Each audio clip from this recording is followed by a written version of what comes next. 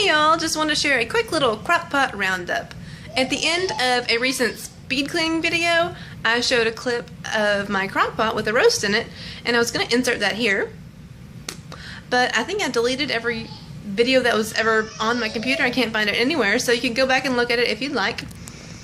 And someone asked me there if I use my Crockpot very often. I thought I'd share a couple of my favorite Crockpot recipes. I love using my Crockpot. I can cook in the morning when my kids are less crazy. I can have the dishes done by supper time for the most part, except for the Crockpot and the plates itself. And it doesn't heat at my house too bad.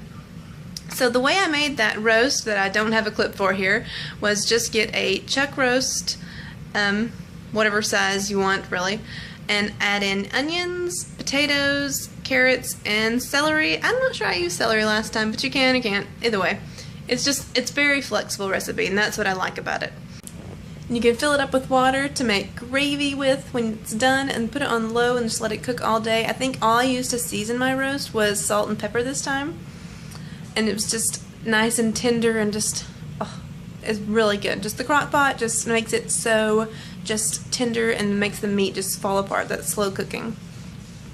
I have two more recipes on this video to share with you guys, and neither one of them are specific instructions. It's just kind of things you can throw together easily, and that's the kind of Crockpot recipe I really like to use. Just nothing has to be too exact, you know.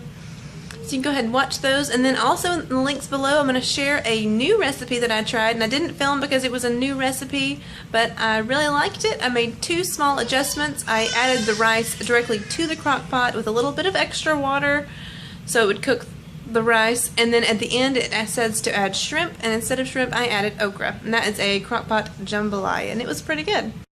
Tonight's Crockpot meal is salsa chicken.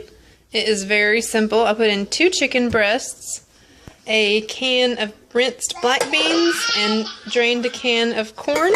I shook in a little bit of cumin, salt, and pepper, and then just poured in some salsa. I had a little bit left from another one, so about that much plus a little more. And then I cooked it. I didn't put it in until 2 o'clock, and I cooked on high until 5, and it is off now. I shredded it and just turned it off because it'll stay plenty hot in here. And we're cooking some rice to put this over with a little bit of sour cream.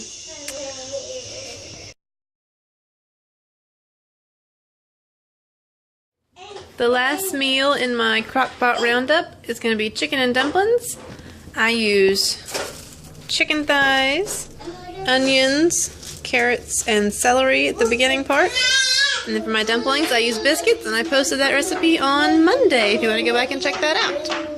First thing I'm going to do is put in these, my kids are so loud y'all, put in these coarsely chopped onions in the bottom, and then put some chicken thighs on top of that. Then peel and chop some carrots and some celery, and then fill it up with water. Alright. Oh, goodness. Alright, I've got it all in there, chopped into, you know, pieces. The chicken is under there, and I shook out some salt and pepper and a little bit of oregano on the chicken. So it's onions, chicken, carrots, celery. And now I'm going to pour water over it. You want a lot of water because you're going to cook your dumplings in here later. So there, it's just about full to the brim. And I'm going to turn it on high, just because I started a little bit late. I'll probably put it on high, and then after we eat lunch I'll cut it down to low. So just to confuse everybody, low for 6 to 8 hours, high for about 4, but I'm a little late getting this started today. Okay, I've got my biscuits all cut up and ready to put into the hot broth over here. You want to do it kind of quickly so you don't lose a lot of heat, and you just drop them in. Spread them around, and really it's important for these to be room temperature. They are not very good at all when you put them in cold. So I think I might have to do 2 rounds of dumplings. You don't want to put them in too thick. You want to have room for them to fluff up. So I'm going to stop right there and put a lid on. And alright, After it's done cooking, take a slotted spoon and scoop out the carrots and the celery and the chicken. And I'm going to need a different spoon. This thing is so weak. And get all that out and leave the broth in. After you get everything scooped out, and try to do it kind of quickly so you don't lose a bunch of heat, turn it up to high. I actually turned it up to high before I started scooping it out. And you want to have your biscuits or whatever you're going to use for dumplings. There's lots of different things you could use. I like to use my own biscuit recipe, which I posted on Monday. You can go back and check it out. And I will cut these into fourths. Good job! I will cut these into fourths and drop them in the crock pot after I've given it just a little bit of a chance to get nice and hot in there. Alright, my 30 minutes are up. I'm going to scoop these delicious things out of here and then make a few more.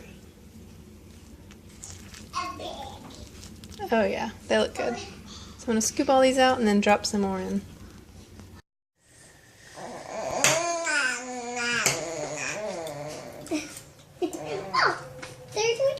Alright you guys, I'm all over the place today. I'm not sure what's going on in here, but thank you so much for watching. If you want to see more of my craziness, go ahead and click subscribe, and I will see you next time. Bye!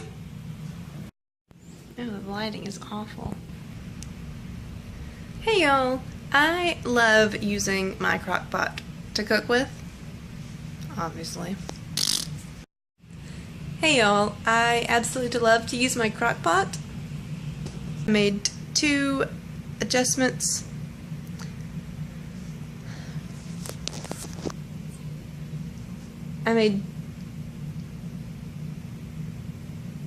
Just want to kind of share how I make these and let you know.